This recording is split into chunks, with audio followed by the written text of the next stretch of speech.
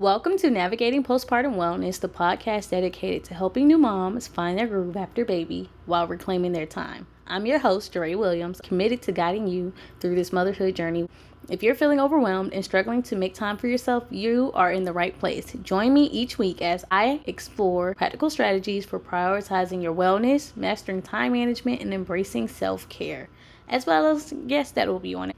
Together, we'll make sure you feel seen, heard, and supported every step of the way. Let's dive in and start your journey to a more fulfilling life. Let's get into this episode.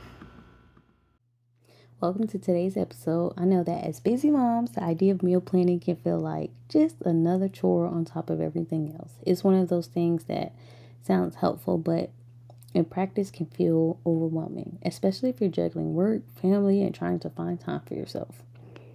I've had my own struggles with meal planning over the years. I remember trying to create meals for the whole week and then realizing I don't want to eat that every day, right? So I had to figure out a method that works for me. And it does work for me. Okay, so by the time, y'all know when you cook all those meals, by the end of the week, by the time you're finished, you feel drained more than anything because you got all them dishes in the sink. You don't even know if you're going to want to eat that tomorrow because your taste buds change. Even though people say develop discipline, for me, it's not for me. But over time, though, I learned what to do, what's best for me, and simplify it. Finding a way to meal prep that actually supports my needs, my family needs, without adding more stress. So today I'll be sharing those tips with you and talking about some resources that can help, like dish prep, which has been so cool and a game changer in how I see meal prepping, okay? So why bother with meal planning at all, right? You might be like, Let's start with the positives because there are a lot of them. Meal planning is one of those practices that truly pays off in both the short and long term. And when I say it develops discipline in the sense of, okay, I'm taking this time to be intentional about what I'm putting into my body for the week. Not that I'm going to eat those meals even if I don't want it, right? But firstly, it reduces stress. When you have your meals planned out, you're cutting down on that daily scramble of figuring out what to make. It also saves you money. You're less likely to order takeout or grab last minute groceries when you have a plan in place. Lastly, it supports healthy routines. By planning, you can incorporate more balanced meals that fill you and your body. Most of all, meal planning creates space for you to enjoy other parts of your life, whether it's family time, self-care, or even relaxing at the end of a long day. It's getting your time back. And for me, meal prepping for me is thinking about the staple items that I'm using for the week to prep meals. So I love me a good tofu scramble for breakfast. So if I know that's going to take me time, I'm going to cut my bell peppers, my onions up. I actually like to freeze them because then they're already ready. But also I have my spinach, or I'll make rice if I know that's a staple item because my husband loves eating rice. So then I'll make a big pot of rice so we can just create that. I'll prep the salad up. Now, hear me when I say when I prep it up, I'm going to cut everything up and have the ingredients ready, but I really don't wash the salad until before I eat it because then it tends to go bad, y'all. But I'm not going to go on a tangent. But yeah, and it's like also prepping the fruit. I know my sons like grapes, so when they were a little younger, I used to pull all the grapes off the vine and just have them in bags because they just like to get them. And I used to prep them in their own bowl. That's what meal prep looks like for me, right?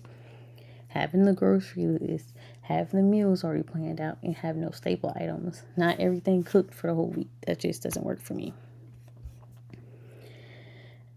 So I'm going to be real about some of the challenges with meal planning, though. I know it can be overwhelming. The time constraints. It's tough to find time to prep when your day is already packed, right? So you can do a little bit at a time. Picky eaters. Balancing everyone's preference can feel impossible. I'm the picky eater in my house, and that's okay. But I ask everybody what they're going to eat. And we're going to keep talking about this, but y'all know I'm always talking about solutions. Meal burnout.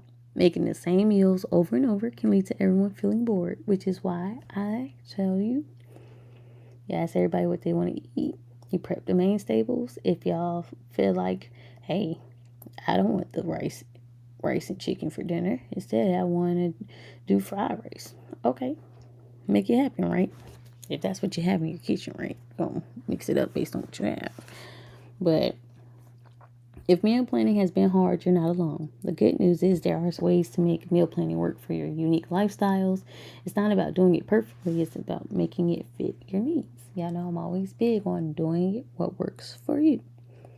My go-to tips, I told y'all, plan around your schedule. Start by mapping out your week. Choose recipes that work with your most busy days and reserve the quick one pan meals for those nights where you just get home and you're tired. Instead of going to eat out, you already have something prepped.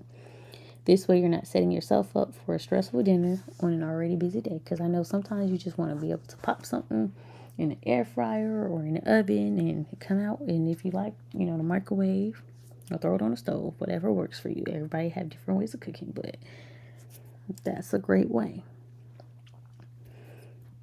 Now, I told y'all batch cooking your staple items. Now, I'm not going to tell you create all your meals at once. If you do like that, that's cool, but I'm just telling from my personal experience. I like batch cooking my staple items. So, how I say you don't have to prep every single meal, but even cutting up, I told y'all I cut up my vegetables or cook a batch of rice ahead of time. It makes it easier when you have the basics ready. And you can mix it up if you feel like you change your mind or switch up your salad. So whatever it is, I'm always do what works.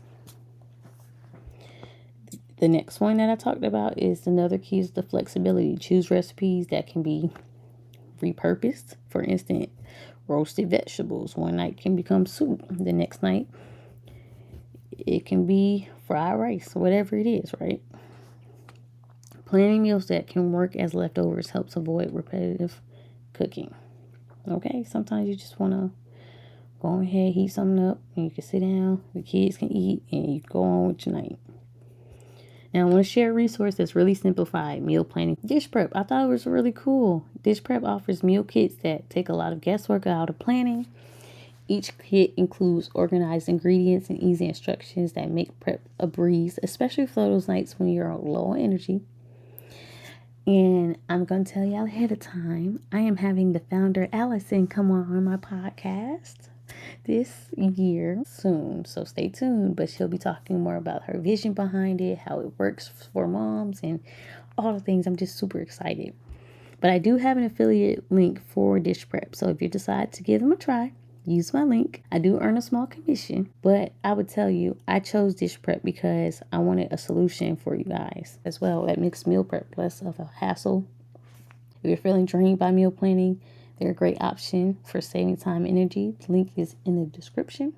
And it's really cool because you already have your grocery list and you are going to have the meals that you're going to make. You don't have to worry about, okay, what am I going to eat? Y'all know that decision fatigue that happens when it's time to prep things. That's why it's going to minimize it.